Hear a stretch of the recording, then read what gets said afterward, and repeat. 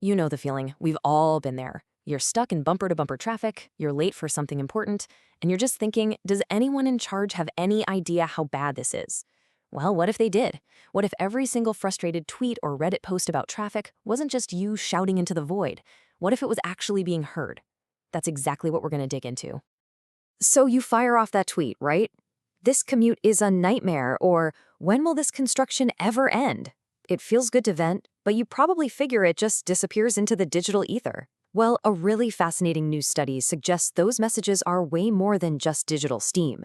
They're actually a powerful source of data that could completely change how our cities are run. You see, for the longest time, cities have been trying to get a pulse on what we're all thinking. They want to know our opinions on big projects, daily frustrations, the whole shebang. The only problem is, their old school methods have some pretty serious flaws. I mean, think about it. Town hall meetings, public surveys, formal complaints. Who actually shows up for those things?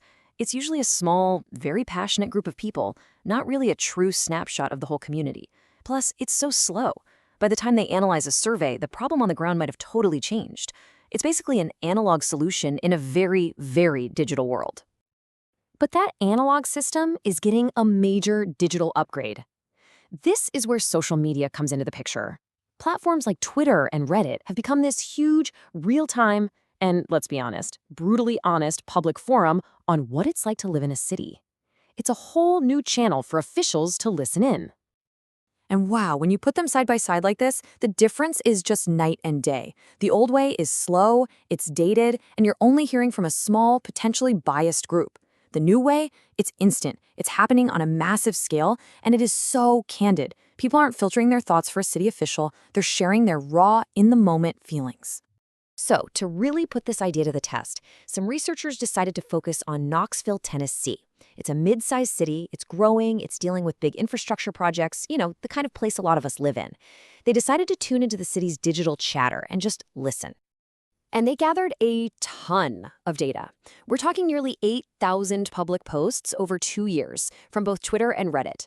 So now you have this huge, messy, unfiltered pile of public opinion. The challenge wasn't just collecting it, it was figuring out what on earth it all meant. And for that, they needed some seriously cool tools. So first up, they had to understand the emotion behind all these posts. They used a tool called Vader. The best way to think about it is like a mood ring for text. It's specifically built for social media, so it gets the slang, the emojis, the exclamation points. It can tell the difference between great and nightmare, and it assigns each post a sentiment score to figure out the overall vibe. Okay, so once they knew how people felt, they needed to know what they were actually talking about. For that, they used an algorithm called LDA. Just think of it like a super smart topic sorter. It dives into all those thousands of posts and starts finding words that tend to pop up together. So if it keeps seeing I-40, delay, and cones, it goes, aha, that's a topic, and it groups them all together. It does this automatically, revealing the main themes hidden in all that noise.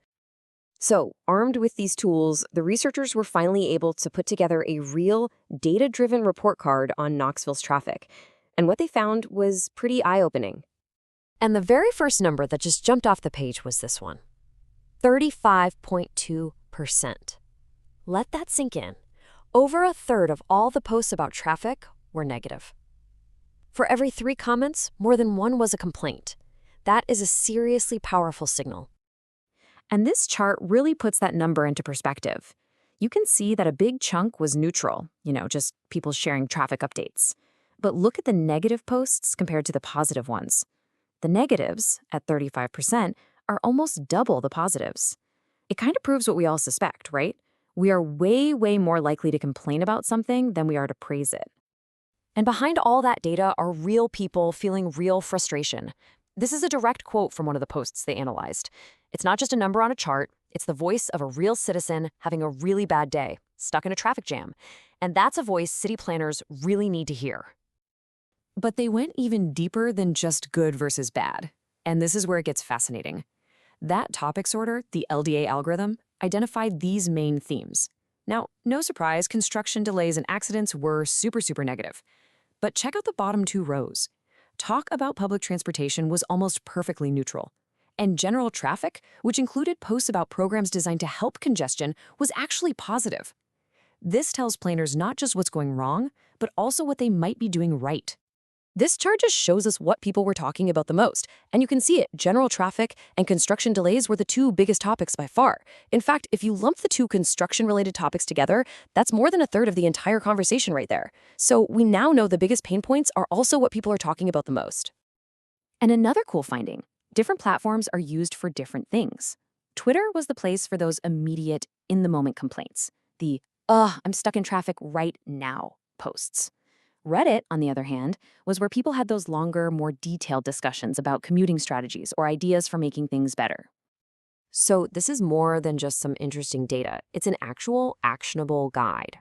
The researchers took everything they learned and boiled it down into a clear playbook that pretty much any city could use to turn all this digital chatter into real-world improvements.